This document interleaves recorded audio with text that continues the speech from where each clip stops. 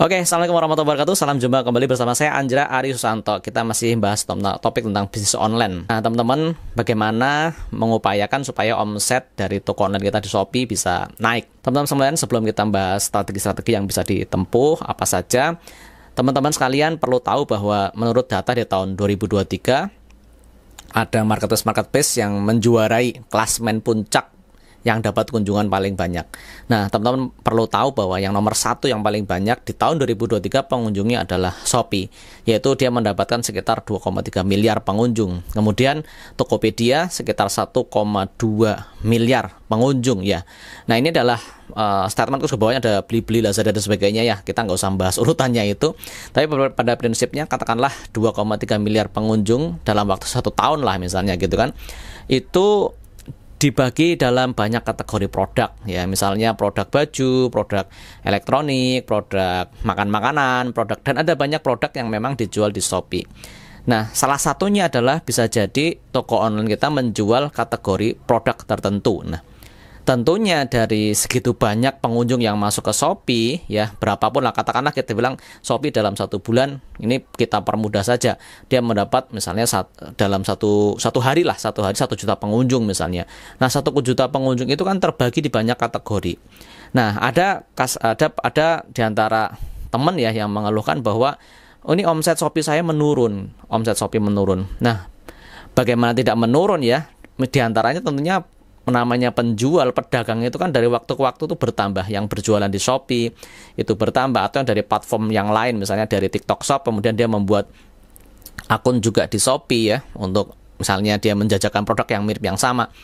Otomatis dari katakanlah 1 juta pengunjung per hari yang ada di Shopee itu terbagi dengan semua yang memang ada di Shopee itu ya. Misalnya ada 10 toko ya berarti kemungkinan akan terbagi pada 10 toko. Kalau ada 100 toko atau 200 toko ya berarti dari jatah Shopee yang 1 juta pengunjung itu terbagi oleh banyaknya toko yang ada di situ. Nah, kalau penjualnya banyak varian tentunya ya persaingan akan semakin ketat. Bagaimana upaya kita untuk meningkatkan omset di Shopee, di marketplace? Dari Shopee-nya sendiri sebenarnya memberikan tools yang sangat luar biasa, dan saya termasuk yang sangat respect lah sama developer Shopee yang sudah mempersenjatai dengan sangat luar biasa. Ya memang ada nantinya ada sisi kekurangan dan kelebihan. Misalnya dari sisi iklannya ya, iklan Shopee berbasis kata kunci, iklan Shopee yang serupa, iklan Shopee yang sampai CPAS dan sebagainya, sampai promo kupon toko, kupon produk, dan ada banyak sekali variasi-variasi yang bahkan sekarang difasilitasi COD, bahkan COD coba dulu ya, walaupun ini jadi perdebatan di antara pakar online marketing di Indonesia ya, tapi maksudnya ada banyak tools, ada banyak sarana yang Shopee betul-betul kasih kepada penjual supaya omsetnya baik.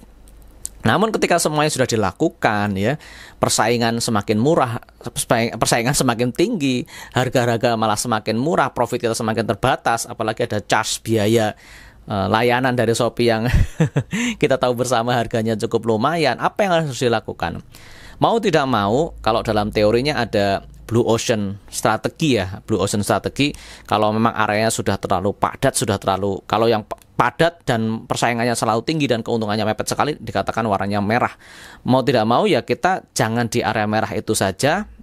Kita harus mau berikhtiar lebih untuk membangun market baru yang itu yang mendatangkan di luar dari market yang existing yang sudah didatangkan oleh Shopee itu sendiri. Salah satu strategi yang ditempuh, beberapa teman-teman juga melakukannya ya. Ada yang ekstrim. Yang ekstrim adalah udah stop, nggak jualan sama sekali di Shopee Marketplace, kemudian fokus berjualan di traffic yang lain, seperti misalnya langsung beriklan di Facebook Advertising. Loh kok bisa? Ya bisa, karena kalau misalkan tetap mempertahankan diri di Shopee ya, itu profit marginnya sudah sangat mepet, dan kita sudah waduh ampun-ampunan lah, kita harus menggaji karyawan, kita harus ada banyak biaya yang dikeluarkan. Kalau profit terlalu mepet, akhirnya ya sudah. Ini kutub yang kutub yang ekstrim lah, akhirnya pull out semua. Bahkan di semua marketplace dia nggak pakai. Pokoknya dia akan mendatangkan traffic sendiri, baik dari Google Ads, dari yang Google Ads misalnya ya, pakai Google Ads misalnya, atau pakai Facebook Ads, atau pakai misalnya metode yang lain ya, metode misalnya mempergunakan tadi Facebook Ads, Google Ads, atau pakai misalnya TikTok Ads misalnya. Intinya tidak menggantungkan, tidak menjadikan satu-satunya sumber traffic itu yang didatangkan dari Shopee. Jadi ibaratnya begini teman-teman, kalau ibaratnya kita punya pasar ya, pengunjung pasar kan sudah jelas, misalnya dalam sehari pengunjung pasarnya ada 1000, sedangkan di pasar itu penjualnya ada 200, produknya sama dengan kita. Ya kalau kita mengandalkan pengunjung yang datang dari pasar sendiri ya repot. Nah kalau kita beriklan dimasukkan ke pasar itu juga, wah siapa kita ikut mendonasi, misalnya mendonasi ke Shopee.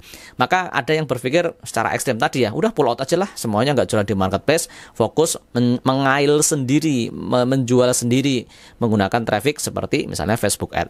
Ada yang misalnya tetap menjalankan marketplace-nya di marketplace tetap jualan, tapi dia menambah market baru, yaitu iklan dari Facebook Ad. Jadi separuh-separuh lah, atau ya silakan disesuaikan dengan budgetnya. Misalnya yang 30% masih beriklan, masih mengupayakan semuanya yang ada di marketplace, yang separuhnya lagi sudah mencari traffic dari luar, yang itu membangun toko atau website sendiri. Ya, kemudian nanti closingnya pakai WA ataupun order shopping chat dan sebagainya. Atau yang memang misalnya ya sudah, kemudian menjalankan tadi 50-50, nanti ada 30-70, ada 30-80, ataupun mecah misalnya 30% strategi ada di marketplace, nanti yang 40 di Facebook, kemudian traffic yang lain misalnya pakai email marketing atau dan ada banyak lagi lainnya ya, menggunakan KOL misalnya, kayak jadi lupa namanya, bagaimana menggunakan seorang influencer lah untuk membantu penjualan kita. Artinya apa? Tidak hanya mengandalkan satu-satunya jalur yang itu ada di Shopee, yaitu hanya menunggu saja, tidak, tapi mengupayakan dengan beriklan sendiri. Dan itulah yang menjadikan beberapa di antara saya juga memberikan suggestion yang sama, saran yang sama kepada beberapa klien-klien yang datang dan menceritakan bagaimana tentang kok kayaknya stuck ya penjualan yang ada di marketplace. Ya kita harus berbuat lebih, kita harus mencari market sendiri yang itu nanti akan menservis atau menjadi menambah penjualan bagi diri kita. Nah teman-teman yang pengen privat misalnya belajar Facebook Ads ataupun Google Ads, langsung kemudian bagaimana menatanya menjadi landing page, bisa kontak kepada kami ya. Insya Allah kami juga membuka layanan untuk bagaimana mendatangkan customer dari Facebook, mendatangkan customer dari Google Ads ya, nanti dengan membuat landing page penjualan. Nah, funnelnya mau seperti apa bisa kita diskusikan nanti dalam bentuk consulting. Linknya nanti ada di deskripsi insya Allah ya, untuk link pendaftaran bagaimana untuk kita secara online ya diskusi ataupun bahkan kita workshop ya. Nanti ada workshopnya, tinggal nanti konsultasi dulu apa yang lebih baik sebaiknya akan dilakukan. Saya akan bantu review dari akun-akun dan apa yang memang sudah teman-teman kerjakan, kira-kira ada tambahan apa yang diharapkan nanti bisa menambah omset, bisa bertambah semakin maksimal ya, bertambah ataupun semakin maksimal. Demikian inspirasinya dari saya. Intinya jangan hanya menggantungkan traffic yang existing ada di marketplace, cobalah mendatangkan ataupun melakukan cara yang lain supaya omset yang bisa bertambah. Kalau bertahan di situ ya hanya seperti itu lagi. Nanti kemudian perang harga, kemudian ya ada banyak yang lain yang hanya berkutat di situ terus.